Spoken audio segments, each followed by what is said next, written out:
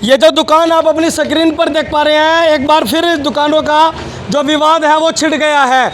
आपको बता दें कि ये लगभग 200 गज का जो टुकड़ा था, जो मकान था, यहाँ पर बना बनाया मकान था, जिसको लेकर के वो मकान जो था वो किसी को बेच दिया था।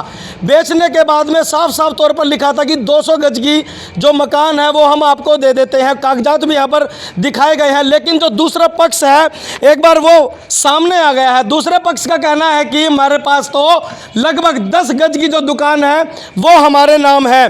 लगभग 10 तारीख 9वां महीना और 2023 तक के इनके पास में वो दस्तावेज हैं। जिन दस्तावेजों को लेकर के ये जो आप अपनी स्क्रीन पर जिनको देख पा रहे हैं, ये वो लोग हैं जिनका ये कहना है कि हमारे पास 10 गज की दुकान है। और जो अभी जब हमारी टीम यहाँ पर पहुँची तो दूसरा पक्ष भी यहाँ पर था, और हमने जब उनसे बातचीत करने का प्रयास किया तो वो यहाँ से निकल गए थे। उनका ये कहना था कि हम इस मैटर में नहीं पढ़ना चाहते हैं। और हमारी उस दूसरे पक्ष से भी अपील है, अगर वो अपना पक्ष रखना चाहता है तो नीचे दिए हुए नंबर पर संपर्क कर सकता है। मोबाइल नंबर और नाम हमारा नीचे जो पट्टी चल रही है इस पर हमारा नाम और मोबाइल नंबर है। फिलहाल जो पहला पक्ष है वो हमारे साथ मौजूद है।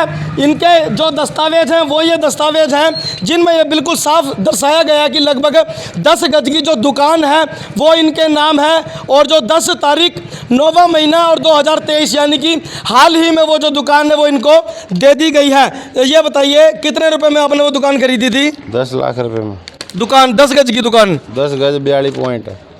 10 गज 42 पॉइंट का जो टुकड़ा था वो इनका है। लगभग कितने रुपए में खरीदी था आपने? 10 लाख रुपए में। ये देखो लिखा था, ये लो, ये लिखा हुआ है जी 10 लाख रुपए में दिनांक 18 तारीख 7वां महीना 2023 को इन्होंने बेच दी थी, जिनको अब लगभग 14 तारीख 9वां महीना 2023 में कब्जा भी दे दिया है।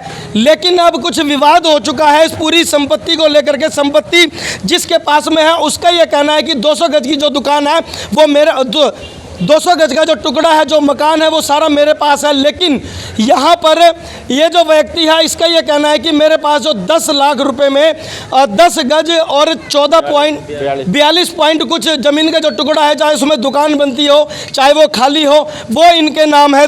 जिस व्यक्ति ने वो दुकान बेची थी, ये जो पूरा मकान बेचा था, उसने धोखाधड़ी करी है या फिर खरीदने वाले ने करी है या फिर बेचने वाले ने करी है या फिर जिस व्यक्ति ने खरीदी है उसको गुमराह किया गया है। आखिर इस पूरे मामले में कहीं ना कहीं उलझन बिल्कुल नजर आ रही है। तो क्या कुछ उलझन है उसका भी स्पष्ट तभी चल पाएगा जब वो दूसरा पक्ष अपनी बात को रखेगा। वो पूरे जो दस्तावेज हैं वो दिखाएगा कि जो दस्तावेज किसके पास है और क्या कुछ उनको मिला हुआ है। फिलहाल हमारे साथ एक महिला भी मौजूद है, इनसे भी जानने का प्रयास करेंगे कि इस पूरे प्रकरण में इनकी क्या भागीदारी है। मैडम ये बताइए क्या कुछ चल रहा है यहाँ पर? मेरा 210 गज का प्लाट है। पूरा मकान ऊपर नीचे बना हुआ है, इसमें दुकानें भी बनी हुई थी। लेकिन डीलर ने मेरे को कहा कि भी मैं, डीलर कौन सा था? पालीवाल, अनिल पालीवाल। उन्होंने मेरे को कहा कि आपकी भाग में रजिस्ट्री नहीं हो रही, तुम आधा आधा करके बेचो, मैं आपकी आईडी अलग अलग बनवा देता हूँ। उन्होंने मेरे से मतलब एक मकान की 2 प्रॉपर्टी आईडी बनवा दी? हाँ, 2 पहली बात बनवाने की कही थी, लेकिन मेरे से पैसे ले गए 18,000 रुपये। लेकिन मेरी रजिस्ट्री उन्होंने चेंज करवा दी, कमर्शियल से डोमिसाइल करवा दिया और मेरे सामने कह दिया कि तुम्हारी 2 आईडियाँ बनवा देंगे। लेकिन उन्होंने मेरे से पैसे भी ले लिए और मेरी आईडी भी नहीं, मतलब मेरे को 2 बना के दी। फिर उन्होंने अपने तरीके से इसको मकान ना दिखा के प्लाट दिखा के बेच दिया। और अब मेरे को बोल रहे हैं कि 200 गज रजिस्ट्री, मैंने कहा कि भी 200 गज मैं बेच रही हूँ। मैंने पहले भी कहा था मैं अपनी दुकान 10.5 गज की रखूँगी, इसीलिए मैंने 2 बार उनकी साई वापस कर दी थी। अब वो कह रहे हैं उक्का मुक्का हो रहा है। ऐसे किसी की जगह वो हथियार लेंगे क्या? मेरी जगह है, मैं अपनी किसी को बेचूँ। मैंने साल पहले इसको बेच रखी है, पैसे भी ले रखे हैं। अब वो कह रहे हैं, इन्होंने मेरा ज़बरदस्ती शटर पाड़ लिया और कह रहे हैं कि मैं तुम्हारी जो मकान इन्होंने मेरे को दिलवाया है उसकी ये रजिस्ट्री कैंसिल करवा देंगे। मेरे को धमकी दे रहे हैं, कह रहे हैं मैं ऐसे कुछ नहीं होने दूंगा, दुकान नहीं दूंगा, जगह मेरी है। पालीवाल अपने कब्जे में लेना चाह रहा है। ये मैं डिप्लोमा होल्डर हूँ, मैं ये कर दूंगा और मैं तुम्हें थाने में करवा दूंगा। ऐसी थाने की अगर वो आपको धमकी दे रहे हैं तो आप भी थाने वालों को कर सकते हैं। अब तो डायल 112 की टीम है, वो फटाफट 5 मिनट में पहुंच जाती है। मैं अगर मेरे साथ कोई जोर जबरदस्ती होती है मैं 112 पे कॉल करूंगी। आप यहाँ पर किस लिए बैठे हो फिर? मैं अपनी दुकान का इसको देने के लिए बैठी हूँ, वो इसको लगाने नहीं दे रहे। इसका सुबह फ़ोन आया कि भी मेरे को दुकान नहीं दे रहे हैं वो, तभी मैं यहाँ आई हूँ। मतलब आपने उसको जो अभी जो खरीदने वाले थे उनको आपने बेची, यानी कि जो पुराना मालिकाना हक है वो आपके पास था। हाँ, वो मेरे पास था।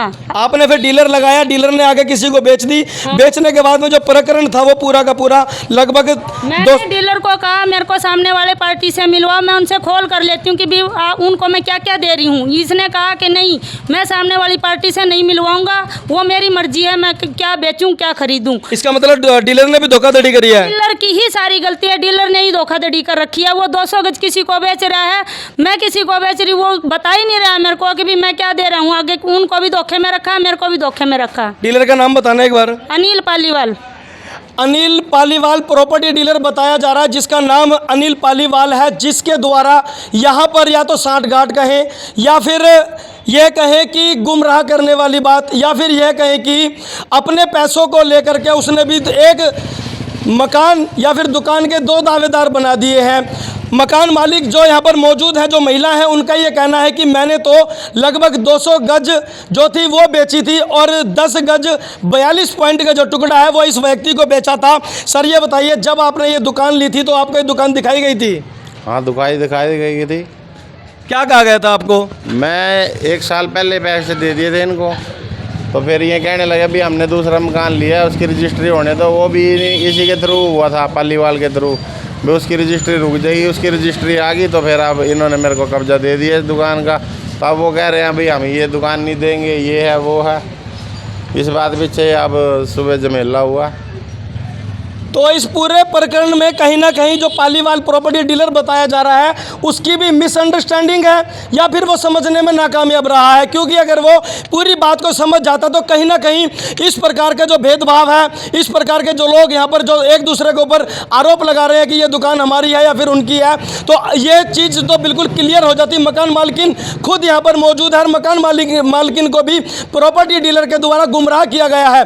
जैसा कि मकान मालिक के द्वारा बताया गया कि मकान मालिक को प्रॉपर्टी डीलर के द्वारा तो यही नहीं बताया गया कि मैं क्या कुछ बेच रहा हूं।